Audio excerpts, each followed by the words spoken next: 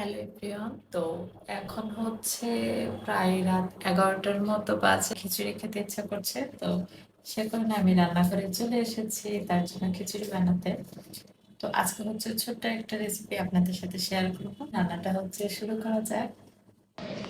আসসালামু আলাইকুম সবাইকে। কি খবর সবার? সবাই কেমন আছো? আশা করছি সবাই অনেক বেশি ভালো আছো। তো আমিও আলহামদুলিল্লাহ অনেক ভালো আছি। আমি কিন্তু এখন বেশ কিছুদিন পর, পর আর কি হচ্ছে একটা করে ভয়েস ওভার ভিডিও বানানোর চেষ্টা করছি। কারণ YouTube চ্যানেলটাতে কিন্তু অনেকদিন যাবৎ ওইভাবে কোনো ভিডিও আপলোড করতে পারছি না।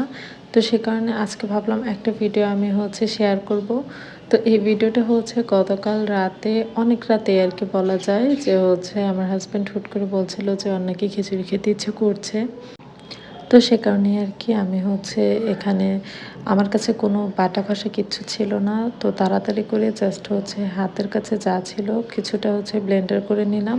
আর এখানে হচ্ছে আমি একটু স্পেশালভাবে বানানোর চেষ্টা করছিলাম। যেহেতু হচ্ছে এত রাতে তো এখন আবার মাংস ভিজিয়ে অনেক লেট হয়ে যাবে, যার কারণে আমি হচ্ছে ওকে খিচুড়ির সাথে ফার্স্টে ভেবেছিলাম যে ডিমের কোরমা করে দিব। বাট ওটাও হচ্ছে অনেক বেশি লেট হয়ে যাবে, যার কারণে ও বলল যে জাস্ট হচ্ছে ডিম যেন ভেজে দেই। তো সে কারণে ভাবলাম খিচুড়িটা একটু মজা করে বানাই, যেন ডিম দিয়ে খেতে হচ্ছে ভালো লাগে।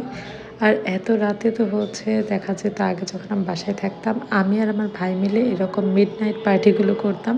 আর এখন এখানে আসার পর হাজব্যান্ডের সাথে